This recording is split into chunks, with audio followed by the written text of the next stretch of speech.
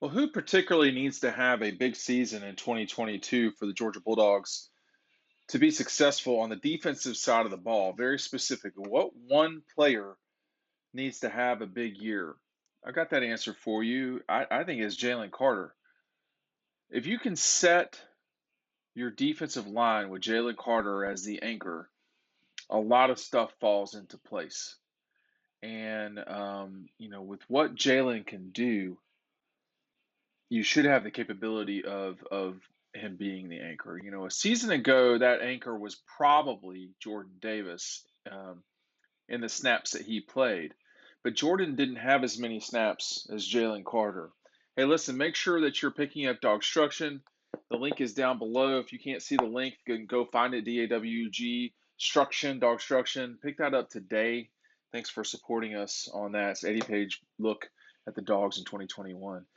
Jalen Carter is probably the most gifted player that the Dogs had on this roster in 2021. I think you could make the argument Nakobe Dean is that guy. I think you could make the argument that Trayvon Walker is that player, but I'm not sure there's any one player better than Jalen Carter. And on the defensive side of the ball, um, it's just so critical to set the line, and everything else will go from there. I mean, think about it just in terms of space. The defense and offensive line are the two things closest to the ball from the start of the snap. I mean, the ball starts there, and if you can't establish dominance on the line, you're going to have a long night. I mean, think back to this national championship game. What happened in this game more than happened in the game in Atlanta? I would argue the number one thing that happened was that Georgia's offensive and defensive lines completely controlled the game. Now it took a little time for the offensive line to do that, but think back to that fourth quarter. Georgia was pounding Alabama with the run. Alabama did enough in Atlanta offensively to get where they needed to go so they could throw the ball. It was the same basic formula that Florida had in 2020. No one's going to run for 200 yards against Georgia. At least it's hard to believe that. But you got to run enough. Okay, you got to run enough to keep them honest and not wind up in 3rd and 8. And players like Jalen are the reason why it's so hard to run. I mean, Tennessee was a relatively effective run team against Georgia in 2021. Excuse me. They were running the ball. They were getting the ball up and down the field pretty quick. But even they struggled to effectively run the football. We've also seen that quarterback run can be effective against Georgia. Of course, quarterback run's effective against anybody if you can actually pull it off. I mean, look at what Stetson Bennett does when he's successful. But no one was really able to do that either. And there's reasons why. It's because of players like Carter. And if you can take Carter and again set him, now he's not going to be a just straight up nose, okay? That's not going to happen all the time. But if you can set the line, as I say, it's going to be really tough for the other guy. The most successful team running the ball a season ago, and this is kind of back to back years, is Florida. Well, in 20 it was Alabama. Florida was able to run it for 165 yards, okay, against Georgia this past season. The problem for them was they couldn't function offensively besides that. I mean, that was about all they had at the end of the day. It was a disaster for Florida on the ground. I think, or excuse me, throwing the ball. They had 35 yards. Uh, is that right? 35 yards, something like that. Throwing it couldn't have been that bad. It was bad, whatever it was. I'll tell you that right now. They just were not effective in any way. Nah, I was going to say, yeah, they had about 191 yards throwing it, but it was irrelevant. I mean, a lot of that was all catch up. Okay, so UAB, Florida, Missouri, and Alabama had over 100 yards on Georgia. That was it.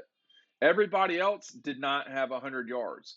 Was Clemson effective enough against Carter and Georgia on the ground? No, they had 2 yards. Carolina, 90, the bulk of which came in the second half. Vanderbilt had 53 yards rushing. Arkansas, which is predicated on the run, 75 yards. Auburn, 46. You can't win games like this. Kentucky, 51. Tennessee, 55. And what I was saying about Tennessee was at least Tennessee was getting up and down the field a little bit on Georgia. But that was because they had 332 yards passing. Again, Alabama, they had over 500 yards of total offense. They had that because they could run. They averaged about it wasn't great, okay? It was effective, but it was effective because of Bryce Young running the ball, and they were at about 4 yards a carry. Alabama, that was pretty effective in the run game for generally speaking against Georgia, and that let them get going passing the ball for 421 yards, also a season high. So Florida had the most run game in 161, and then Alabama at 421 throwing it. But Tennessee, it felt like was the most balanced. Now, as it turns out, it was Florida who was the most balanced, but they got blown out. So they fought Georgia pretty hard for a half. But what Carter and those guys did in pretty much every game, uh, even the Alabama game in Atlanta, was not allow the run game to matter or happen at all. So when we get to Indianapolis and the two teams are squaring off again, the problem this time was Alabama just simply could not run the ball. They were running for about a yard, about a yard a carry. That was that was as dominant as Georgia was defensively all season, with the exception of the game against Clemson.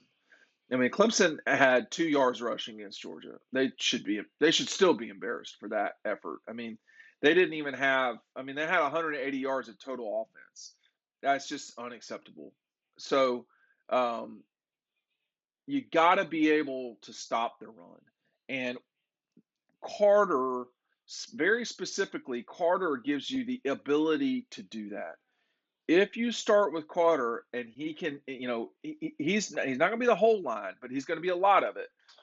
If Carter is one of your three, down linemen that are traditionally in there in 2022, you have the ability to rotate a lot of guys. Zion Logue, uh, Carter, obviously is going to be in there. Stackhouse, um, Brinson, Walthour. There's going to be a lot of guys that you can rotate in there. Obviously, Nolan Smith is going to be a player who's going to be a down lineman at times. But in terms of the big bodies, you still got them. You got Jalen Carter. You have Zion Logue. You have Stackhouse and Brinson, who had some snaps, plenty of snaps in 2022 or 2021. These guys should be ready for 2022, but it starts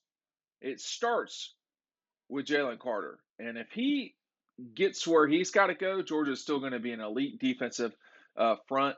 Hey, listen, check out DAWGSTRUCTION. The link is right down below. Thanks for watching. We'll see you over on the website.